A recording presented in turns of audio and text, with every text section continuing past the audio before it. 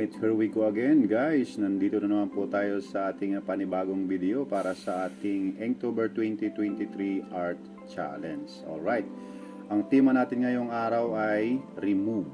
Alright, so ang naisip nating concept o idea ng isang ating illustration ay isang karakter na tinatanggal yung kanyang helmet. So isang lady character or lady rider. Ayun, ang lupit guys. So, ito yung ating pang-26 na araw ng ating Inktober.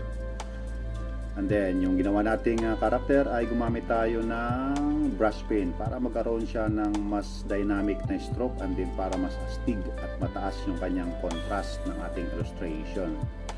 Alright, so mga riders natin dyan, shout out sa mga kapwa natin riders. So, mahilig din akong magmotor. Nasa probinsya pa ako, mahilig akong lagi ako nakamotor. So mas convenient yung nakamotor sapagkat mabilis mong napupuntahan yung mga lugar o mga tindahan o mga kaibigan, mabilis mong napupuntahan.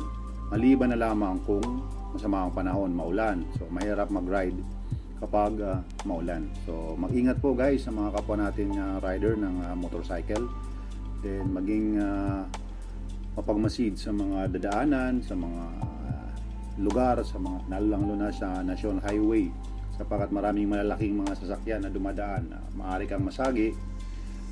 In the worst scenario, pwede kang madisgrasya.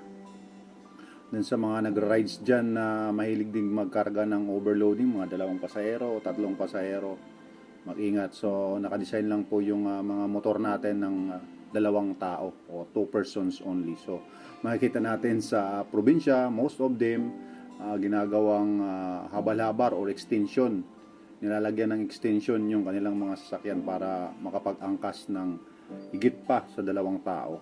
So medyo dangerous.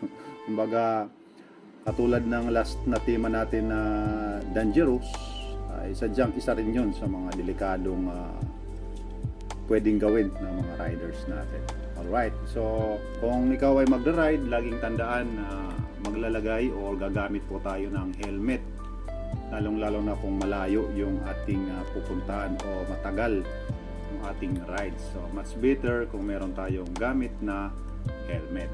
Okay, so siyempre check na rin natin yung mga hindi po mga peaking helmet. Kailangan original or kahit na naman hindi masyadong mamahalin, basta ICC certified yung ating mga helmet. Kumbaga na-check siya ng ating department ng ating gobyerno ng helmet na yon ay safe gamitin. Okay, so marami naman tayong kasing makikitang mga peaking helmet na made in China lang yung mga gawa, mga segunda mano o hindi magandang mga klaseng helmet. So maging cautious na lang na yung buhay natin ay hindi kasing halaga lang ng helmet. O mag-iingat, so gumamit ng tamang helmet at safe na helmet upang maprotektahan natin yung ating sarili sa pagra-rides. Ayan. So sa mga kapwa natin artists dyan, konting kimbot na lang, matatapos na tayo sa ating Inktober Art Challenge. Ito yung ating pang-26 na araw. Meron pa tayong 5 araw sapagkat hanggang October 31 yung araw ng ating Oktubre. So we still have 5 illustration na pwedeng gawin. And shoutout sa mga subscriber natin dyan. Maraming salamat sa mga patuloy na sumusubaybay sa ating mga videos, mga art videos. Marami pa tayong pwedeng magawang art videos for the next few months.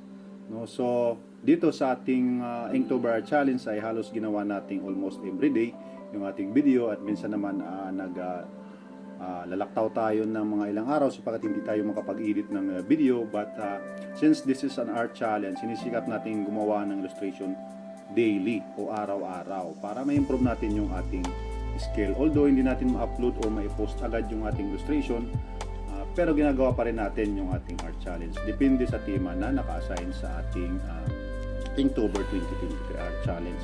So kung sino mang gumawa ng tema ng ating Inktober 2023 Art Challenge, shoutout sa iyo sa napakaganda ng mga ginawa mong team sa araw. So parang may sync yung ating mga tema, no? So napagaling. So see you on the next year kung gusto niyo gumawa pa ulit ng mga illustration, maraming pwede nating subaybayan, pero ako maybe hindi na ako makapagawa nito next year. Ibang illustration naman yung gagawin natin para hindi naman nakakasawa pa iba-iba.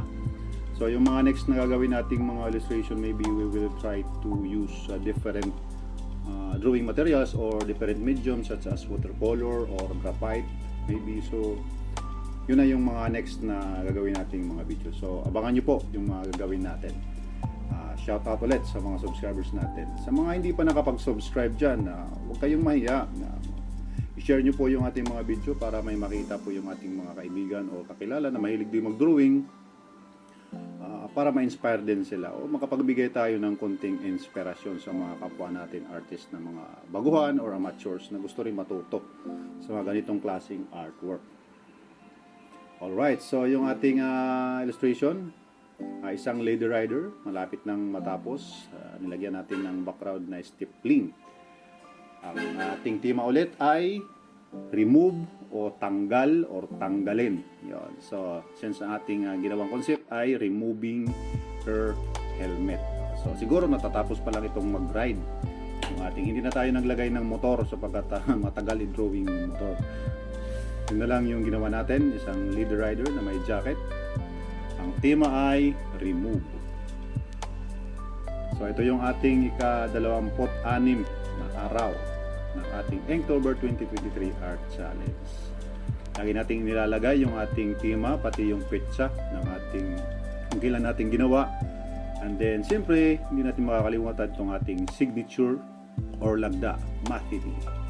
Alright, so sana nagustuhan nyo yung ating illustration ngayon, ating video. Maraming salamat sa mga nanood at manonood pa. Sa hindi pa nakapag-subscribe, paki-subscribe na and pakihit na rin ang bell icon upang ma-notify po kayo sa susunod pa nating video. See you on the next challenge.